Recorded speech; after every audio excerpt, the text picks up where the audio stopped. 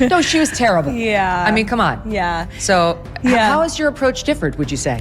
I think it's vastly different. And if you ask people, even in the legacy media, even the Trump haters, they will tell you the approach has been much different. Not just from me, but the entire White House. Oh, absolutely. They come in my office every day and they'll admit that off the record. All right, now picture this. Karoline Leavitt, once a sharp-witted Trump White House staffer, now the national press secretary for the Trump 2024 campaign, walks straight into the lion's den of daytime television. And no, we're not talking about a quiet morning news segment. We're talking The View, a show famous for its fiery debates, rapid-fire interruptions, and a panel of outspoken hosts who've never hidden their disdain for Trump or his inner circle. This wasn't a fluff piece, appearance, or a scripted softball interview.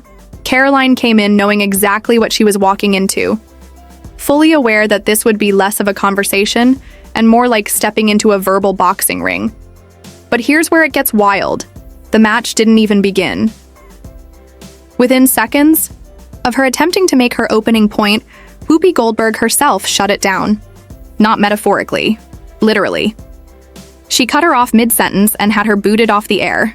And Karoline? She didn't just disappear quietly. Nope. Within hours, she hit the media circuit, giving her side of the story with crystal clarity. She laid it all out. What was said, what wasn't allowed to be said, and why she believes it all unfolded the way it did. According to her, The View didn't want their audience hearing a confident, conservative voice challenge their narrative, especially not on live TV, where real-time reactions can't be edited or spun. And here's the kicker. This wasn't a random media flare-up. There's been tension brewing for a while. The View's hosts have taken their jabs at Karoline in the past, and she's fired right back more than once. So when she finally took that seat on the couch, you could almost sense it, like storm clouds gathering. Something was going to happen, and it did. I asked him, how should we even describe this?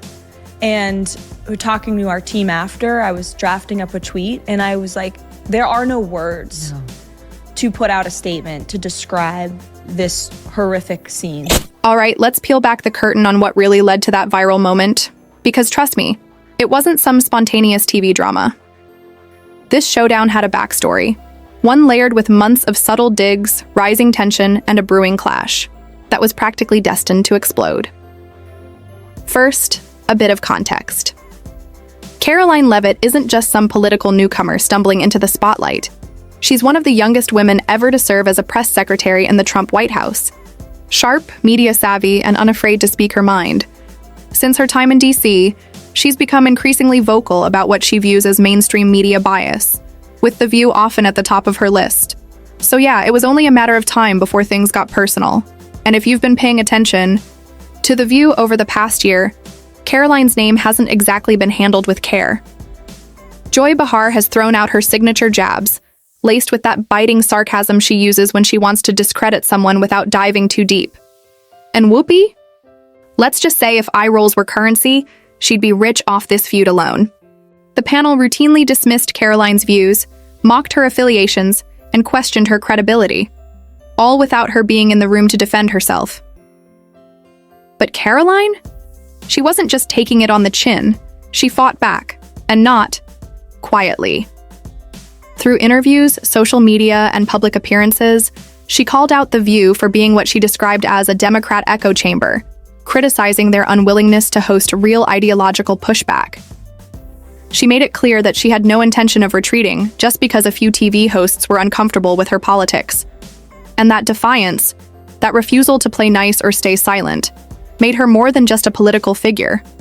It made her a disruption to The View's carefully curated comfort zone. Everything is off limits. They will go after you and your family, and everything is on the line when you decide to be a public servant and run.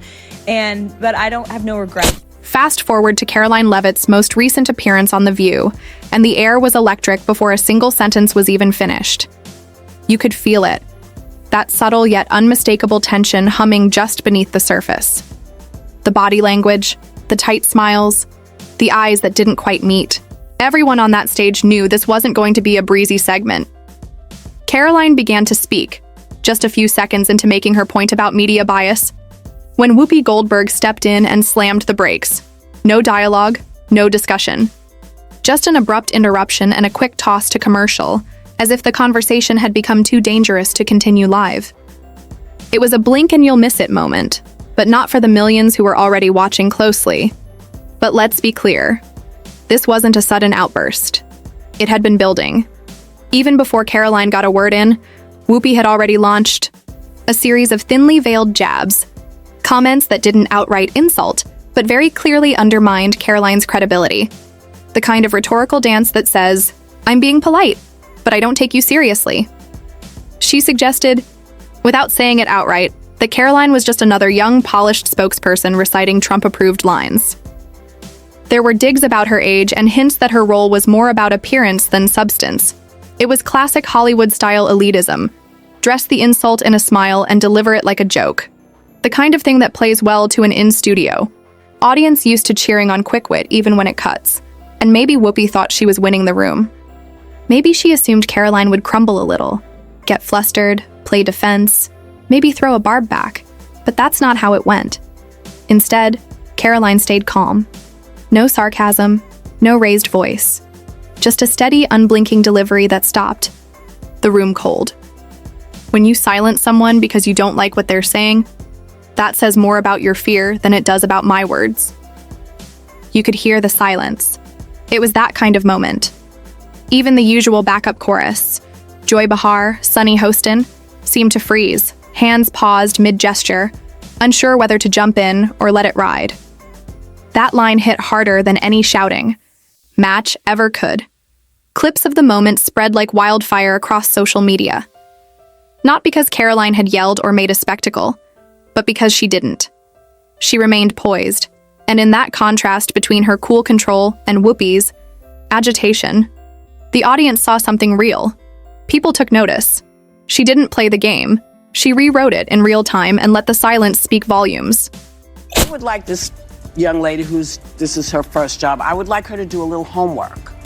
Because she said something yesterday that really pissed me off. And that was, she said, there will be no wokeness here. Oh, yeah. Let me explain something to you.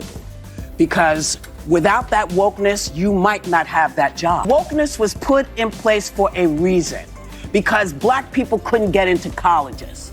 Because women could not get into the colleges they wanted to go to. This is all women. Yeah. See, this is not black, Asian women. This is all women. Women were not invited to this party. It was a man's world, and we busted our asses to make sure that this was a person's world. So after Karoline Leavitt delivered her calm, cutting response, the kind that slices deeper because it's not loud, just precise, you could almost see the scramble begin. Whoopi tried to recover, to reassert control and steer the narrative back in her direction. But the bounce back? Yeah, it didn't bounce. If anything, it stumbled. Instead of dialing things down or shifting to a more composed tone, Whoopi doubled down. Her voice got louder, her interjections sharper but less coherent, like jabs thrown in the dark hoping one might land. It didn't feel powerful or poised. It felt flustered. Her usual air of authority, the kind she's built over decades, as the View's anchor and cultural commentator suddenly slipped. Body language tells the story best. She wasn't leading the table anymore. She looked more like a frustrated relative at a Thanksgiving dinner, trying to win an argument no one else is even trying to have. Then came the attempted rescue mission. Sunny Hostin and Joy Behar jumped in like a tag team, surely thinking a united front might steady the ship. But instead of stabilizing things, it just turned the whole segment into a shouting match.